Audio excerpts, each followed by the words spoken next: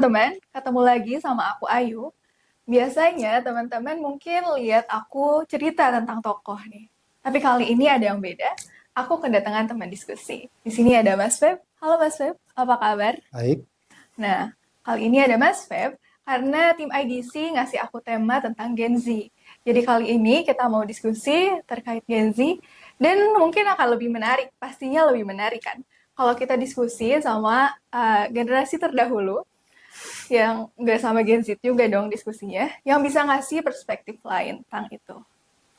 Nah, nanti kita akan bermain games nih, Mas. Di sini ada ini pingpong yang ada tulisan mitos atau oke, fakta. Ini yang mitos dan fakta. Ya, Mas boleh ambil. oke, Dan nanti di layar akan ada pertanyaan, Mas, ada statement gitu. Kita baik, nanti ngasih pendapat. Pendapatnya mitos atau fakta terkait statement mengenai Gen Z. oke. Oke. Mungkin bisa kita mulai ya, teman-teman. Statement yang pertama nih, Gen Z males atau lemah, itu udah pasti mitos banget, teman-teman. Ya gak sih, Mas? Kalau menurut aku sebagai Gen Z tuh nggak lemah, nggak males sama sekali. Hmm. Karena kita punya cara sendiri untuk beraktivitas, untuk melakukan suatu hal, dan mungkin bagi generasi terdahulu itu dikiranya males atau lemah, padahal nggak gitu. Kalau menurut Mas Febrian sendiri? Saya juga memberi Mitos ya, Mas. pernyataan itu sebagai mitos belaka. Kenapa tuh, Mas? Mitos juga. Kalau saya nyebutnya sindrom orang tua kali. Mungkin generasi terdahulu itu suka sekali untuk membandingkan diri mereka dengan generasi yang sekarang. Mereka projecting terhadap masa depan, harapan-harapan yang mereka miliki terhadap generasi yang akan datang. Mungkin semacam rasa bersalah bahwa mereka tidak bisa menyempurnakan saat mereka hidup di masa muda dan mereka memproyeksinya ke generasi selanjutnya. Dan permasalahan terbesarnya dari persepsi-persepsi yang dibangun sekarang tentang Gen Z misalnya adalah bahwa mereka tidak menyadari mereka telah melalui masa itu persis sama saya pikir dengan generasi sekarang, Gen Z sekarang melewati masa mudanya begitu. Karena mereka berharap kan, misalnya saya nih dari generasi saya berharap bahwa generasi sekarang itu memiliki kematangan berpikir seperti saya saat ini begitu. Padahal kan generasi muda memiliki fasenya masing-masing gitu. Saya pada saat muda dahulu mungkin berpikir mungkin sama dengan generasi yang sekarang, dengan kematangan yang masih belum mapan, dengan pengetahuan yang masih rendah, dengan wawasan yang belum luas.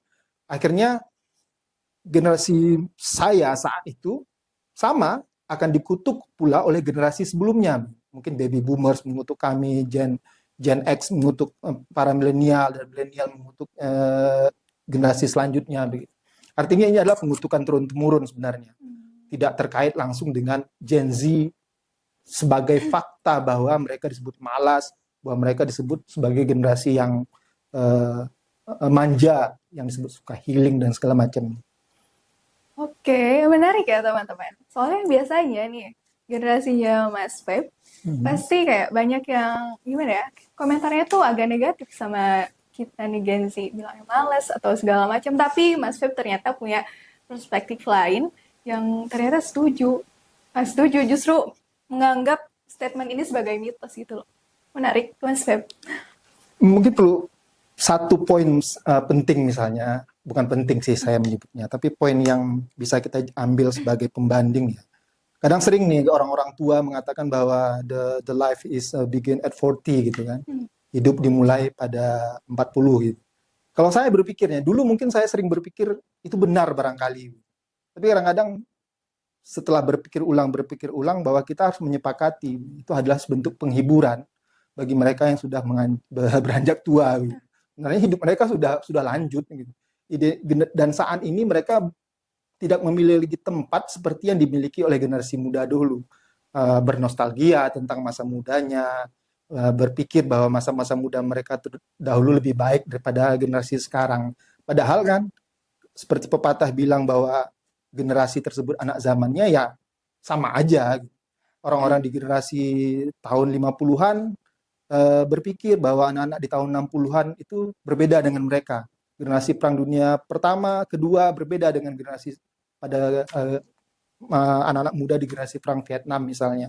Generasi Reformasi menganggap mahasiswa sekarang tidak seberani mereka dahulu. Artinya ada, seperti yang saya sebut tadi, ada pengutukan yang berulang, gitu. Bahwa mereka membangun mitos untuk memperkuat identitas diri bahwa mereka lebih baik. Tuh teman-teman, ada pengutukan berulang dari generasi di atas ke generasi di bawahnya. Ternyata seperti itu. Oke, kalau gitu Mas Feb, ada pertanyaan selanjutnya nih. Bukan pertanyaan, statement selanjutnya. Ya. Nih, Gen Z apatis terhadap politik katanya Mas Oke. Feb. Nah, gini juga nih teman-teman, karena kita akan menuju pesta demokrasi ini, banyak yang bilang Mas, Gen Z itu apatis katanya, nggak peduli Nggak sama peduli dengan politik gitu ya. Iya, dan kalau aku sebagai Gen Z udah pasti jawabannya mitos. Kita tuh nggak apatis, Mas. Menurut aku ya. Kalau menurut aku justru teman-teman Gen Z itu cukup kritis, tapi mereka mungkin nggak menyuarakannya secara langsung, tapi lewat media sosial. Karena ya kita juga hidup berdampingan sama teknologi, media sosial. Jadi ada cara lain untuk menyampaikan perhatian kita sama politik. Dan ya mungkin beda caranya. Dan generasi di atas nyebutnya itu apatis, padahal menurut aku enggak. Kalau menurut Mas Feb gimana nih? Mungkin perlu saya kasih latar belakang sedikit. Ketika saya masih kuliah dulu, ya umur saya 18 tahun sampai 20-an gitu kan, awal-awal 20-an. Ketika saya berbicara tentang politik, lingkungan yang bisa menerima pembicaraan tersebut itu nggak banyak juga. Mungkin di lingkungan 80 orang di kelas saya itu yang bisa berbicara tentang politik, yang memiliki minat tertentu terhadap politik itu nggak sampai 10 orang. Artinya, apakah bisa saat itu baby boomers mengatakan kami itu generasi yang apatis terhadap politik? Nah, mungkin Indopol juga pernah merilis sebuah hasil survei, kan ada sedikit sekali segmen dari Gen Z itu yang peduli dengan politik. Tapi saya dulu pernah berpendapat demikian, tapi sekali lagi tapi saya berpikir ulang, merenungkan ulang dan mencoba memahami fenomenanya sebenarnya, melihat berkilas balik kembali terhadap masa lalu saya yang Ayu bilang sudah tua tadi gitu kan. Nah, generasi saya juga sama seperti itu. Orang-orang yang berbicara tentang politik sangat sedikit, terbatas sekali. Mungkin kekhawatirannya adalah bahwa generasi sekarang yang akan memegang tongkat estafet pemerintahan di masa depan gitu. 10-20 tahun kemudian. Dan kami juga berpikir seperti itu dulu gitu. Apakah cuma 10 orang ini dari kelas saya tadi ya? 10 orang ini yang akan mengerti politik dan mereka akan peduli kepada pemerintahan cuma dari 10 orang. Taruhlah mungkin saya berkata bahwa 10% saja dari generasi saya yang peduli politik. Terus para baby boomers khawatir bahwa kami tidak cukup peduli dengan negara. Fenomenanya sama, karena ada pengutukan yang berulang tadi. Orang-orang tua sekarang ini, generasi sebelumnya, sebelum Gen Z, mengutuk generasi muda ini dengan pengutukan yang sama, bahwa mereka setelah dikutuk oleh generasi sebelumnya juga memiliki kewajiban untuk mengutuk generasi selanjutnya. Jadi fenomena ini sebenarnya tidak perlu kita khawatirkan.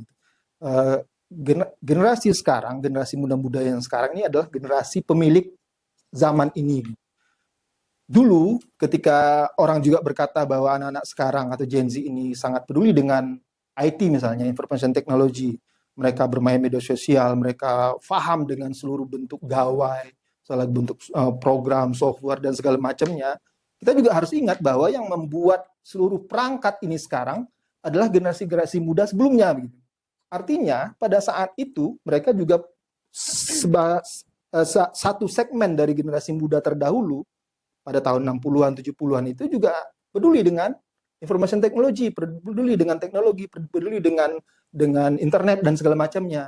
Dan ketika dikatakan bahwa generasi sekarang itu nggak peduli politik karena mereka lebih peduli internet, sebenarnya saya dari generasi saya ini, walaupun mungkin tidak bisa merepresentasikan ya, bahwa saya ini adalah perwakilan dari generasi sebelumnya, kami mencoba mengatakan bahwa anak-anak ini tidak mengerti politik karena mereka lebih peduli pada teknologi.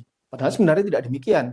Ada yang peduli teknologi, ada yang peduli dengan desain kreatif misalnya, ada yang peduli dengan pariwisata, ada yang peduli dengan lingkungan, ada yang peduli dengan politik.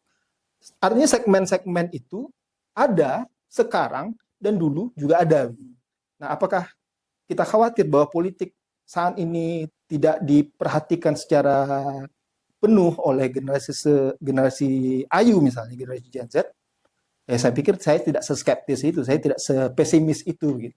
Jadi saya akan memberikan mitos terhadap pernyataan yang ini, bahwa Gen Z bagi saya, Gen Z bagi saya sebenarnya tidak apatis terhadap politik. Mereka memiliki saluran masing-masing, seperti Ayu bilang tadi, memiliki generasi yang utuh, tersegmentasi minatnya terhadap beberapa model perminatan terhadap politik, terhadap kesenian mungkin, terhadap musik, terhadap lingkungan.